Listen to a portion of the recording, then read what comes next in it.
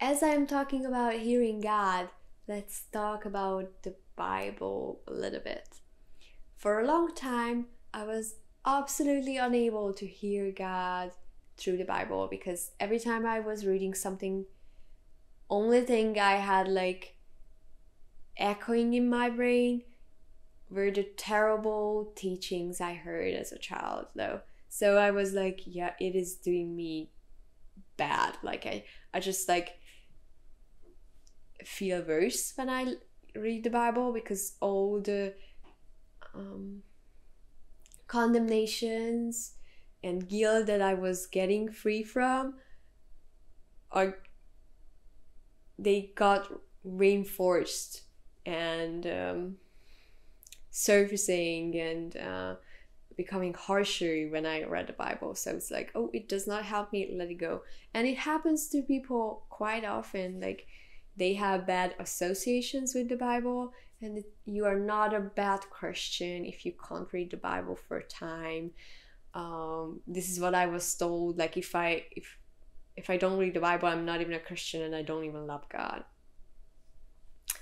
So yeah, that was a season when I had like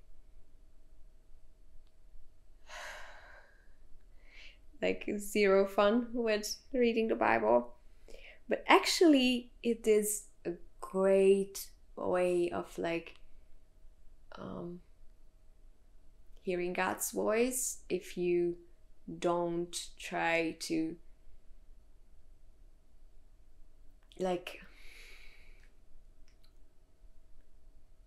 if you don't try to take all the verses as the closest representation of the heart of God. Like God is revealed in Jesus, the way he behaves, the way he treated people, and you don't have to think that all the verses you can find in the Old Testament are exactly about you or apply to you in a direct way. So it does help to know the Bible when it comes to discerning God's voice, because you have a clear representation of the nature of God in Jesus.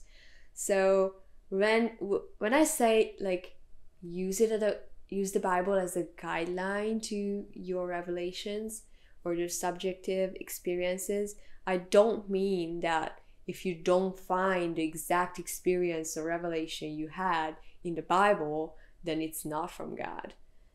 Actually, even if you do find it, you can justify all kinds of nonsense with Bible verses. Like, it does not make it true that you can find Bible verses about it or to it. What makes it true is the nature of God. Like, if the goodness and love and grace of God is being revealed to those experiences, it is from God. Like, you can judge your revelations by the Bible, but I would say rather judge it by the nature of God. Is God like that? And we have a clear description of God's nature in Jesus. Like, the thing I'm experiencing, seeing, hearing, is it as good as Jesus is? Is it that kind? Is it that close? It is that easy. So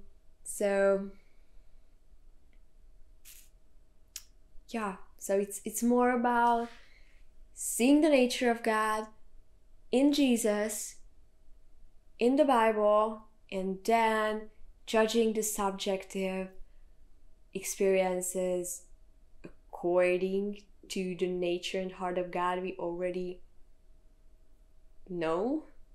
And every time you have an experience or you receive a prophecy that is less good than Jesus in the Bible, you are free to throw it away.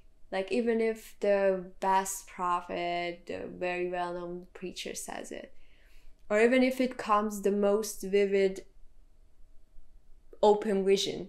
Like if it does not look like Jesus, you are free to throw it away or put it on the shelf. Sometimes things make sense later, but God is always about making you realize more of his goodness and love. So if it makes you think less of his goodness and love, it's probably something you can throw away. So it's so strange for me that people who have like prophetic experiences or open visions, they have a very vivid experience, but it is, I don't say it's demonic, but it's filtered through their view of God, their image of God so much. Or sometimes they just project their own traumas and pain and anger to God, and they even justify them with Bible verses from the Old Testament, and they talk about a Jesus that is so contrary to the Jesus in the New Testament. They talk about like experiences that show God so much less good than I know him to be, that I can't take them as true. Like I won't say like the person is a bad person, or he didn't experience what he did experience, or he's demonic or deceiving, but I can't say that what he saw is the highest and the most accurate representation of the nature of God, because I already had a better representation in my mind, in my experiences about the nature of God, and I can't make it any less. Like God is always better than our imagination, than our expectations. So if we already had a certain level of freedom and joy in God, if anyone tries to go into less freedom and less joy, then it's not the voice of God, and you are so free to throw it away. Many times people share their hell encounters with me, or Jesus encounters with me, and all I can say to them is like, I don't know why you had this, and I don't know why you saw things the way you saw. I don't think there's something wrong with you, but actually God is better than that. And I think that part that talks about God being less good than I know him to be is not accurate, I think. And of course, God is way better than my latest revelation of his goodness. But because I know he's way better than my imagination, it is certainly not worse. So you can judge revelations by the nature of God, and sometimes the Bible absolutely can help you with that, especially the things written about Jesus. But don't try to justify some like angry, oh let's destroy the earth kind of prophecies with Old Testament Bible verses, because we clearly know that this is not what is the greatest, it's not the most accurate picture of God. So when Jesus had that city that was like not acceptive, and the disciples said like, yeah, we can call down fire on that city, Jesus says, you don't know what spirit was in you. Like he was like, oh, it's another spirit, like this is not how I roll by turning the other cheek. So yeah, the God we worship is turning his other cheek, and the God that is being revealed through the prophetic things you experience or receive from others is not revealing that God. You can be skeptical of it.